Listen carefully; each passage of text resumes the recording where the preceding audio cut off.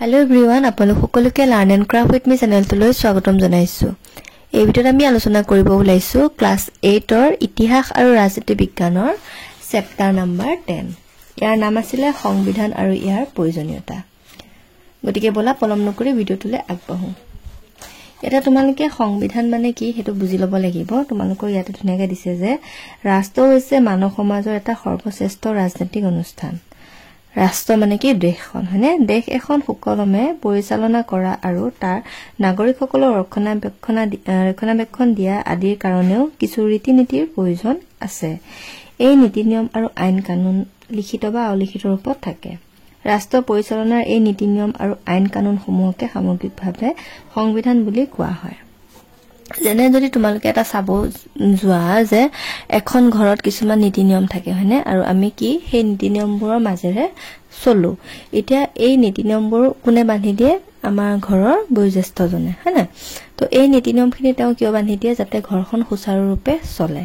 ঠিক সেইদৰে আমাৰ এখন ৰাষ্ট্ৰও কি হয় সুচাৰুৰূপে চলিবৰ কাৰণে কিছুমান আইন কানুন বা নীতি নিয়মৰ প্ৰয়োজন হয় আৰু এইবিলাক কোনে দিয়ে? আমাক সংবিধানে দিয়ে।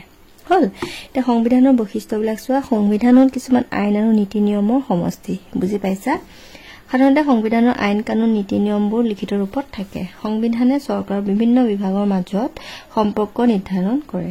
সংবিধানে নাগৰিকৰ অধিকাৰক ৰক্ষণাবেক্ষণ দিয়া আৰু কৰ্তব্যসমূহ প্ৰদান কৰে।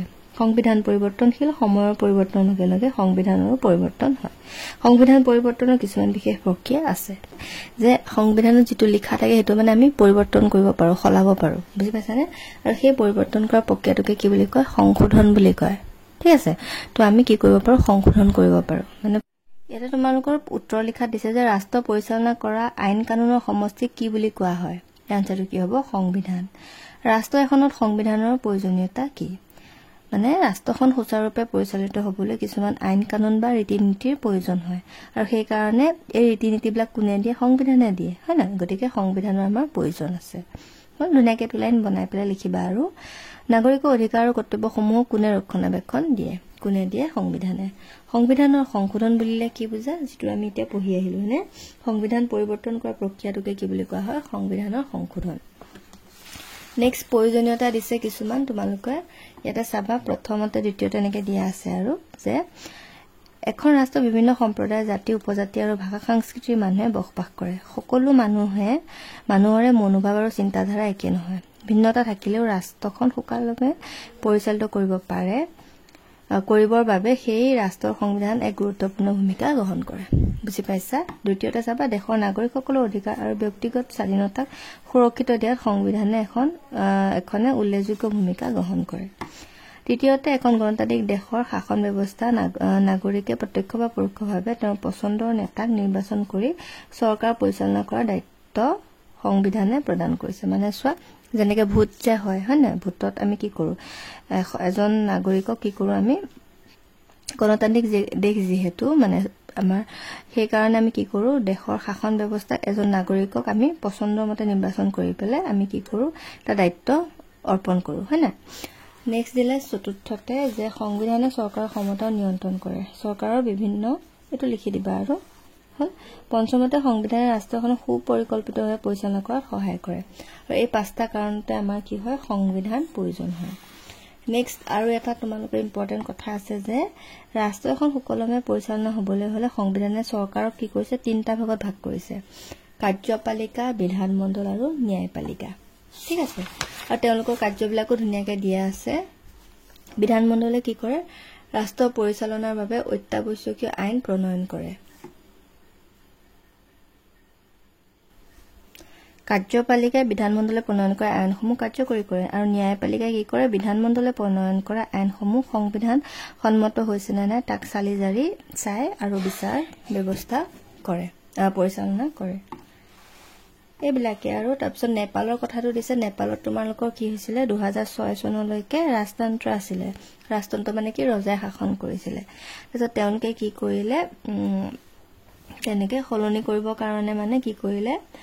গণতান্ত্ৰিক প্ৰক্ৰিয়াৰে প্ৰতিবাদ আৰম্ভ কৰিলে বুজি পালানে প্ৰতিবাদ মানে কি যে আমাক ৰাজতন্ত্ৰ নালাগে আমাক গণতন্ত্ৰ লাগে আৰু 2 বছৰৰ পিছত অৰ্থাৎ 2008 চনত এপ্ৰিল মাহত গণতান্ত্ৰিক নিৰ্বাচন হয় আৰু ৰাজতন্ত্ৰ অৱসান ঘটাই নেপালত গণতন্ত্ৰ প্ৰতিষ্ঠা কৰা হয় গণতন্ত্ৰ মানে কি আমি এজন নাগৰিকক নিজে মানে বাছন কৰি পেলে কি কম তেওঁক নেতা বনাও হয় না তো সেই ৰাজতন্ত্ৰ আঁতৰি পেলে কি হ'ল গণতন্ত্ৰ হ'ল নেপালত 2008 চনত কাৰ্যবিলাক চাই লবা ইম্পৰ্টেন্ট তেনেকে সংবিধানৰ প্ৰকাৰ কিটা আহিলে সংবিধানৰ প্ৰকাৰ কিটাত চোৱা আগতে তোমালোকে প্ৰশ্ন কিটা চাবা যে চৰকাৰৰ তিনটা অংগ কি কি বিধানমণ্ডল কাৰ্যপালিকা আৰু ন্যায়পালিকা বিদ্যালয়ৰ সকলোৱে কিয় নিজ নিজ দায়িত্ব কৰিছে কাৰণ বিদ্যালয়খনৰ কিছুমান নীতি নিয়ম আছে হয় না 2008 চনৰ আগত নেপালত কেন ধৰণৰ চৰকাৰ আছিল ইয়ানটো হ'ব ৰাজতান্ত্ৰিক হয়নে বা ৰাজতন্ত্ৰ হল নেক্সট ওয়ান লিখিত সংবিধান আৰু অলিখিত সংবিধান ইয়াতে চোৱা লিখিত সংবিধান মানে কি যিবোৰ সংবিধান লিখিত ৰূপত থাকে তাক লিখিত সংবিধান বোলে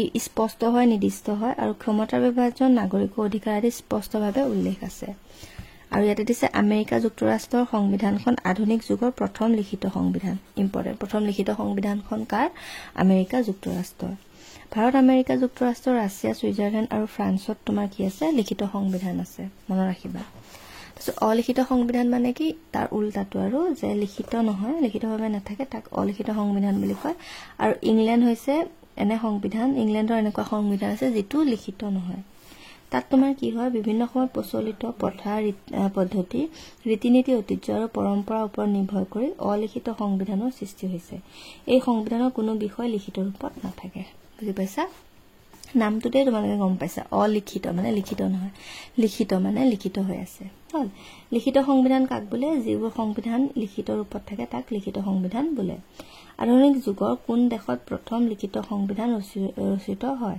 ইয়ানটো হ'ব আমেৰিকা যুক্তৰাষ্ট্ৰ অলিখিত সংবিধান বুলিলে কি বুজা যিবোৰ সংবিধান লিখিত ৰূপত নাথাকে তেনেবোৰ সংবিধানক অলিখিত সংবিধান বোলে মই কৈ গৈছো তোমালোকে ধুনীয়াকৈ লিখি লবা দেই ভিডিওটো পোষ্ট কৰি নেক্সট আহিলে ইংল্যান্ডৰ সংবিধান লিখিত নে অলিখিত ইয়ানটো কি হ'ব অলিখিত হল তাৰপিছত আহিলে নমনীয় সংবিধান মানে কি যিবোৰ সংবিধান সহজে সংশোধন কৰিব পাৰি তাক নমনীয় সংবিধান বোলে যেনে ইয়াতে চোৱা বৈশিষ্ট্য দিছে সহজে সংশোধন কৰিব পৰা ব্যৱস্থা আছে নমনীয় সংবিধান লিখিত বা অলিখিত হ'ব পাৰে বুজি পাইছানে মানে কি হৈছে নমনীয় সংবিধানখন তোমাৰ যেতিয়া বিচাৰা তেতিয়া তুমি চেঞ্জ কৰিব পাৰা আৰু তাত কি লিখিত হ'ব পাৰে অলিখিত হ'ব পাৰে আৰু অনমনীয় সংবিধানটো এনেকুৱা সংবিধান যেটো কেতিয়াও মানে সংশোধন কৰিবৰ কাৰণে বহুত টান আৰু জটিল প্ৰসেস আৰু দেখানে এই পদ্ধতি অতি জটিল আৰু সহজে সংশোধন কৰিব নোৱাৰি তেনেবোৰক কি বুলি কয় অনমনীয় সংবিধান বৈশিষ্ট্য চোৱা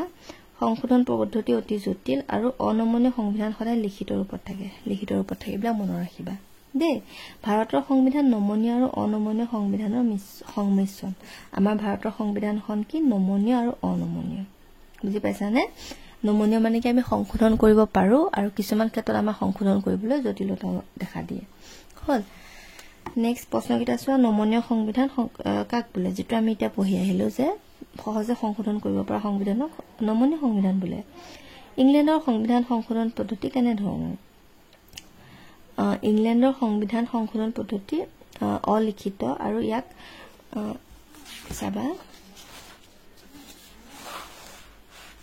এটা তোমালোকৰ ধুনীয়াকৈ দিছে যে ইংল্যান্ডত অলিখিত সংবিধান প্ৰচলিত ইতিমধ্যে জানিব পাৰিলে অলিখিত আছে কিন্তু ইয়াক প্ৰয়োজন সপক্ষে কি কৰে আইন প্ৰণয়নৰ দ্বাৰা সংবিধানে সংশোধন কৰিব পাৰে বুজি পালা এনেকৈ লিখিবা যে ইংল্যান্ডৰ সংবিধান অলিখিত কিন্তু প্ৰয়োজন সাপেক্ষে ইয়াক সংশোধন কৰিব পাৰি বুজি পাইছানে আমেৰিকা যুক্তৰাষ্ট্ৰৰ সংবিধান নমনীয় নে অনমনীয় আনসাৰটো কি হ'ব অনমনীয় সংবিধানৰ বৈশিষ্ট্য কি এই দুটা বৈশিষ্ট্য লিখি দিবা আমেৰিকা যুক্তৰাষ্ট্ৰত কেনে ধৰণৰ সংবিধান প্ৰচলিত কেনে ধৰণৰ অনমনীয় একেকিটা প্ৰশ্নকে উল্টা পুল্টাকে দিছে আৰু হয়নে এতিয়া আমি আহো অনুশীলনী প্ৰশ্নকিটালে এটা তোমালোকৰ ফাৰ্স্ট কোৱেশ্চনটো দিছে সংবিধান বুলিলে কি বুজা ৰাষ্ট্ৰ পৰিচালনাৰ নীতি নিয়ম আৰু আইন কানুন সমূহকে সামগ্ৰিকভাৱে সংবিধান বুলি কোৱা হয় নেক্সট সংবিধান পৰিৱৰ্তন কৰা প্ৰক্ৰিয়াটো কি বোলে আৰু আনসাৰটো হ'ব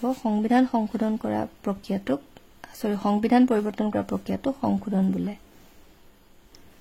নেক্সট নেপালত কোন চনত গণতন্ত্ৰ প্ৰতিষ্ঠিত হয় আৰু নেপালত 2008 চনৰ এপ্ৰিল মাহত গণতন্ত্ৰ প্ৰতিষ্ঠিত হয় লিখিত সংবিধানৰ প্ৰচলন থকা তিনিখন ৰাষ্ট্ৰৰ নাম লিখা যেটো আমি পাই আহিছো ভাৰত ৰাছিয়া আৰু ফ্ৰান্স ইয়াত কি আছে লিখিত সংবিধান আছে নেক্সট তো সোৱা ইয়াতে তোমালোকৰ দিছে যে সমুটুকা লিখিব দিছিলে নমনীয় সংবিধানৰ বিষয়ে ইয়াৰ আনসাৰটো লিখা অলিখিত সংবিধানত প্ৰয়োজন অনুসাৰে সাধাৰণ আইন প্ৰণয়নৰ দ্বাৰা সংশোধন কৰিব পাৰি এনে ধৰণৰ সহজতে সংশোধন কৰিব পৰা সংবিধানক নমনীয় সংবিধান বোলে নমনীয় সংবিধান লিখিত বা অলিখিত হ'ব পাৰে নেক্সট দিলে অলিখিত সংবিধান ইয়াৰ লিখিবা যে পৃথিৱীৰ প্ৰায়বোৰ দেশত লিখিত সংবিধানৰ ব্যৱস্থা আছে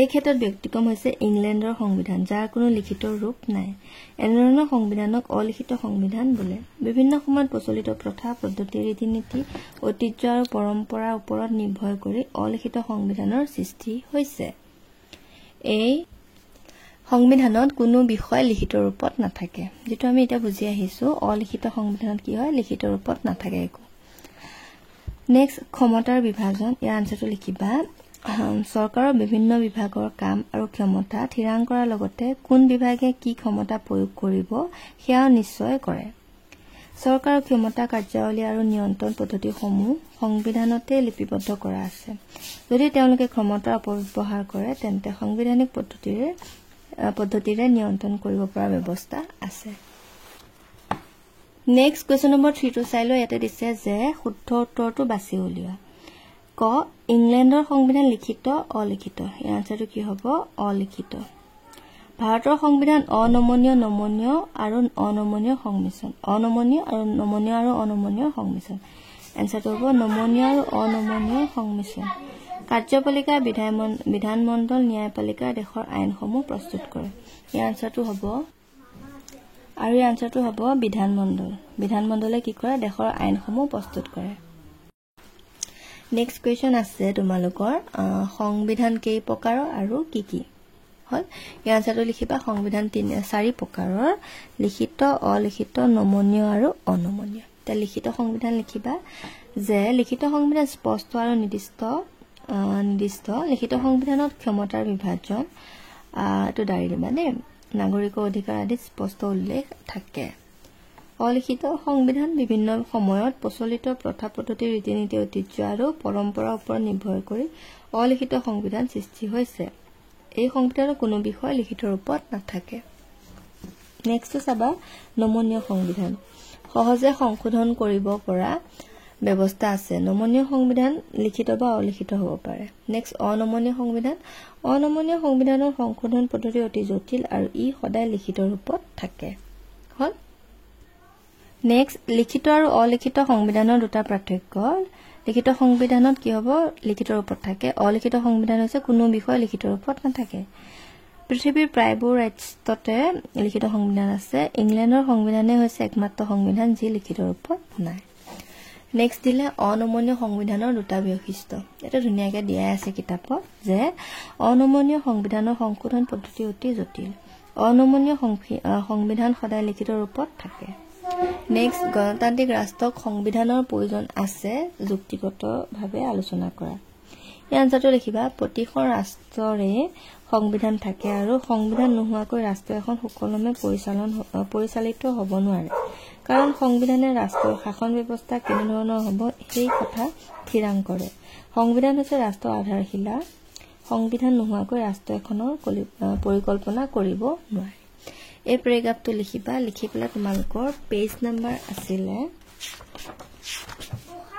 91 ইয়াতে যিকিটা আমি এতিয়া ডিসকাস কৰি আহিলো প্ৰথমতে দ্বিতীয়তে তৃতীয়তে এনেকে গোটেইকিটা পইণ্ট 1-2 নম্বৰ দি পেলাই লিখি দিবা হল 1 নম্বৰ দি পেলাই এটো দফা লিখি দিবা 2 নম্বৰত ইয়াৰ পৰা লিখিবা ভূমিকা গ্ৰহণ কৰলৈকে 3 নম্বৰটো লিখিবা মানে ফাৰ্স্ট লাইন কিটা আৰু ঠিক আছে 4 নম্বৰ 5 নম্বৰ দি লিখি দিবা হল নেক্সট সোয়া কোৱেশ্চন নম্বৰ 7 হাতত তোমালোকৰ কি দিছে যে তলত উল্লেখ কৰা ৰাষ্ট্ৰসমূহ উপযুক্ত স্থানত বহোৱা ভাৰত আমেৰিকা যুক্তৰাষ্ট্ৰ ইংলেণ্ড এতিয়া নমনীয় আৰু অনমনীয় সংমিশ্ৰণ এটা নমনীয় আৰু অনমনীয় সংমিশ্ৰণ হৈছে ভাৰত হয়নে ভাৰতত কি হ'ব ভাৰতৰ সংবিধানখন নমনীয় আৰু অনমনীয় সংমিশ্ৰণ তাৰ পিছতে অনমনীয়ত আহিলে আমেৰিকা